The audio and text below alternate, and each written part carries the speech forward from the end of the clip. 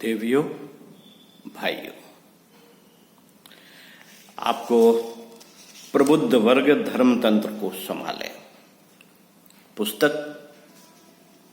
लेखक पंडित श्रीराम शर्मा आचार्य पढ़कर सुना रहे हैं। पिछले वीडियो में निरर्थक झिझक दूर करें से संबंधित आपको गुरुदेव के विचार सुनाए।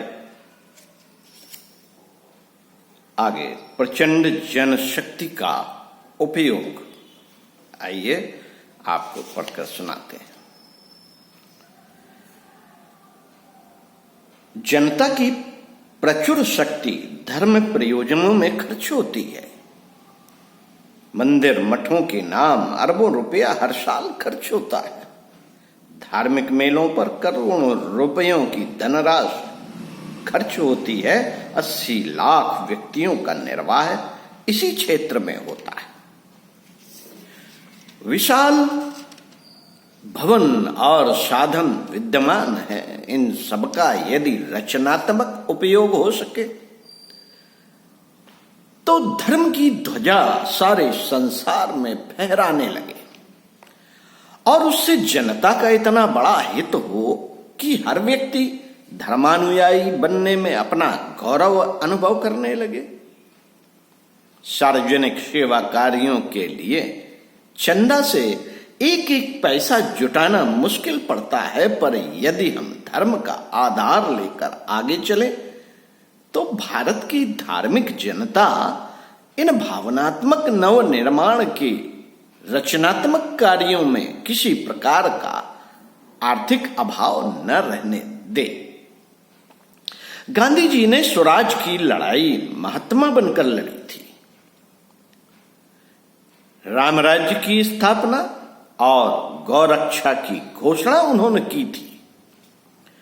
कीर्तन और भजन को अपने आंदोलन में सम्मिलित किया था।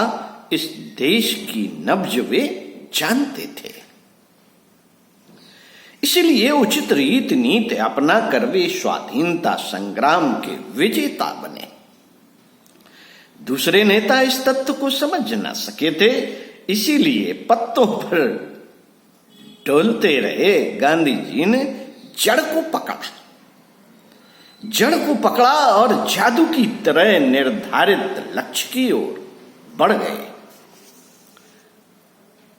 राष्ट्र का भावनात्मक नवनिर्माण करने के लिए बौद्धिक एवं सामाजिक क्रांति की आवश्यकता पूर्ण करने के लिए हम धर्मतंत्र के माध्यम से जितनी अच्छी तरह, जितनी सुविधा के साथ और जितने शीघ्र सफल हो सकते हैं उतने और किसी प्रकार नहीं। लोक शिक्षण के लिए धार्मिकता का सहारा लिया जाना चाहिए। मित्रों, धर्म प्रक्रिया के माध्यम से व्यक्ति निर्माण और परिवार तथा समाज निर्माण का कार्य जितनी अच्छी तरह संपन्न किया जा सकता है उतना अन्य किसी प्रकार नहीं किया जा सकता। बुद्धि को प्रभावित करने वाले अनेक आधार मौजूद हैं। समाजशास्त्र, राजनीति, अर्थशास्त्र आदि का सहारा लेकर व्यक्ति को कुछ भी समझाया जा सकता है, पर अंतःकरण की गहराई तक कुछ उतारना हो तो उसके लिए एकमात्र आधार अध्यात्म ही रह जाता है। वस्तुतः अंतरंग को स्पर्श करने वाली, सुधारने और ढालने की विद्या का नाम ही अध्यात्म है।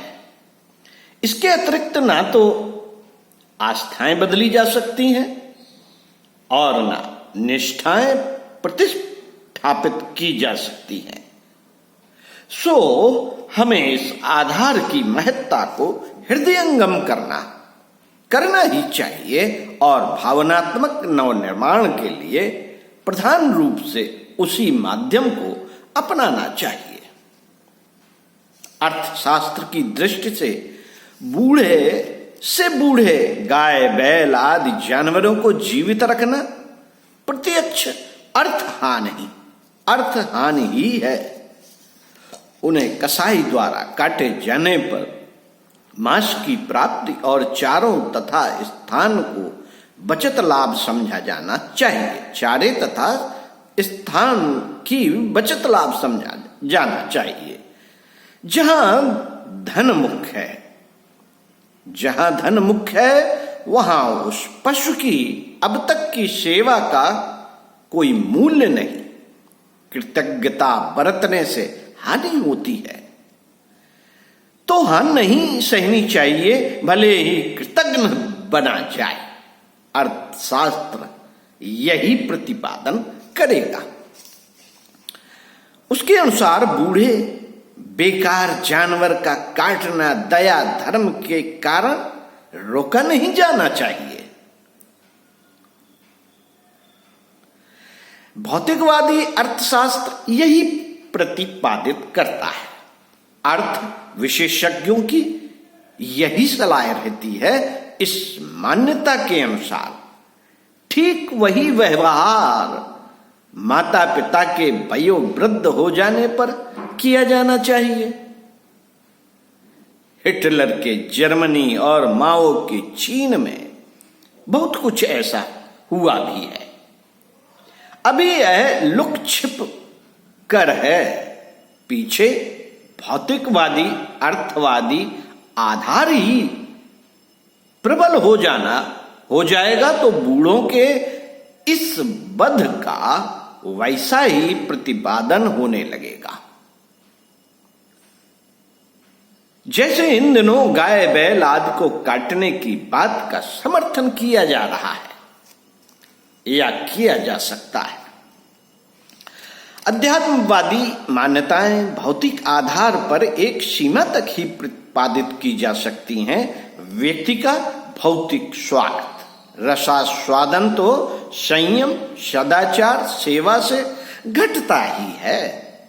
भौतिकवादी मान्यताएं जिसमें समाजशास्त्र अर्थशास्त्र राजनीति शास्त्र आते हैं, इन बातों का उथला समर्थन ही कर सकते हैं। त्याग बलिदान की बात बहुत जोर देकर नहीं कही जा सकती। जब भौतिकवादी मान्यताएं आत्मा का अस्तित्व ही नहीं मानती, ईश्वर परलोक पुनर्जन्म कर्म फल जैसे प्रतिपादनों को अवैज्ञानिक कहती हैं और इस शरीर के साथ ही जीवन का अंत मानती हैं, फिर सुखोपभोग के लिए कुछ भी अनर्थ कर गुजरने से किसी को कैसे रोका जा सकता है? कैसे रोका जा सकेगा? कानून की पकड़ से बचते हुए आदमी अपने शरीर सुख के लिए कुछ भी करने से क्यों चूकेगा? उसे लोक कल्याण सेवा धर्म आत्मसंतोष पुण्य परमार्थ त्याग बलिदान के आदर्शों से सहमत कैसे किया जा सकेगा?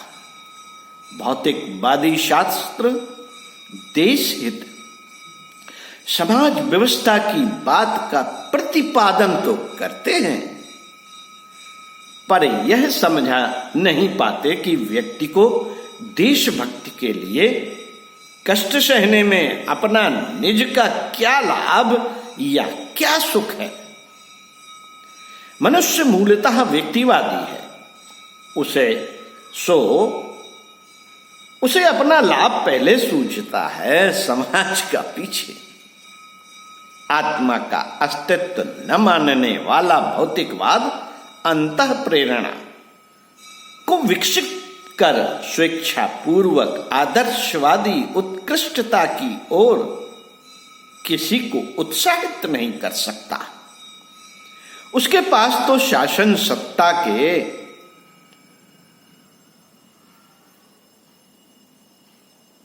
वज्र नियंत्रण द्वारा जनता से देश हित के लिए बलात् कुछ करा लेने का ही एक शस्त्र रह जाता है। आदमी को गधे की तरह शासन के परवश बनाकर उससे जबरदस्ती कुछ त्याग कराने की मजबूरी उपस्थित की जा सकती है, इससे वह प्रकाश और उल्लास, इसमें वह प्रकाश और उल्लास कहां जो स्वेच्छापूर्वक आदर्शों को अपनाने वाले के लिए संभव है। इस तत्व दर्शन पर हमें 1000 बार विचार करना चाहिए और इस निष्कर्ष पर सुनिश्चित रूप से पहुंच जाना चाहिए कि व्यक्ति को ऊंचा उठा सकना और समाज में आदर्शवादी वातावरण उत्पन्न करना केवल धर्म और अध्यात्म के तत्व दर्शन द्वारा ही संभव है। सो हमारी समस्त गतिविधियां, समस्त शिक्षाएं, समस्त योजनाएं मूलतः धर्म की आधार भूमि पर प्रतिष्ठापित होनी चाहिए और जो कुछ प्रतिपादन करना है, जो प्रचलन करना हो, उसकी पृष्ठभूमि धर्म और अध्यात्म ही होनी चाहिए। विश्व निर्माण के लिए, युग परिवर्तन के लिए प्रथम आवश्यकता भावनात्मक नव निर्माण की है। ज्ञान यज्ञ आंदोलन इसी प्रयोजन के लिए चल रहा है। बौद्धिक क्रांति की प्रथम प्रक्रिया इसी उद्देश्य को लेकर अग्रगामी हो रही है। सो हमें भूल नहीं जाना चाहिए इस समस्त चिंतन और क्रियाकलाप का ढांचा धर्म और अध्यात्म की नींव पर ही खड़ा किया जा सकता है। इस आधार को खोकर यदि भौतिक दृष्टि लेकर चल पड़े तो सरकारी समाज कल्याण के ढकोसले की तरह हम भी विज्ञापनबाजी तक, कागजी कार्रवाई तक सीमित रह जाएंगे। योजनाएं कितनी ही आकर्षक क्यों न हो, उनको आगे धकेलने वाले लोग जब आदर्शहीन, स्वार्थी और संकीर्ण दृष्टिकोण के हों तो उनकी दृष्टि इस योजना से अधिकाधिक अपना लाभ लेने की होगी। इस विशिष्टता में कोई योजना सफल नहीं हो सकती। कोई भी महान कार्य सदा आदर्शवादी आस्था लेकर चलने वाले लोग ही पूरा करते हैं। यदि इस विशिष्टता का अभाव रहा तो फिर योग्यता, शिक्षा तथा कौशल कितना ही बढ़ा चढ़ा हो, वह व्यक्तिगत लाभ की ओर ही झुकेगा और वह समाज को हानि पहुंचाकर ही संभव हो सकेगा। यह सब हम आंखों से देख रहे हैं। उसी आधार पर अपने मिशन का भी प्रतिपादन किया जाने लगा तो एक अलग लेवल भले ही लगा लें, अपनी गाड़ी भी उसी पटरी पर लुढ़कने लगेगी। 1000 बार कहा जा चुका है साथियों, 1000 बार कहा जा चुका है और अभी लाख बार और कहना पड़ सकता है कि व्यक्ति निर्माण और समाज निर्माण के लिए, आदर्शों की प्रतिष्ठापना के लिए हमें आध्यात्मिक आधार अपनाने के अतिरिक्त और इधर उधर नहीं झांकना चाहिए। मित्रों, भौतिकवादी मान्यताएं तो कुछ दिन बाद बूढ़े गाय बैलों की तरह बूढ़े मां बाप को जहर देकर खाद के गड्ढे में दबा देने की योजना सामने रखने वाली है। वे जलाने या गाड़ने से भी इनकार करेंगी। जलाने में लकड़ी खर्च होती है और गाड़ने में जमीन रुकती है। दोनों ही तरीके आर्थिक दृष्टि से हानिकारक है। मरने वालों को गोबर के गड्ढे में सड़ने के लिए दाब देना ठीक है ताकि अच्छी खाद बन सके। हमें उन आधारों को भौतिक क्रियाकलाप तक ही सीमित रहने देना चाहिए जहां आस्थाओं के, आदर्शों के प्रतिपादन का प्रश्न हो। वहां विशुद्ध रूप से आत्म विद्या का ही सहारा लेना चाहिए। ओम शांति। आगे बताएंगे गुरुदेव की विचारधारा को। ओम शांति, प्रणाम।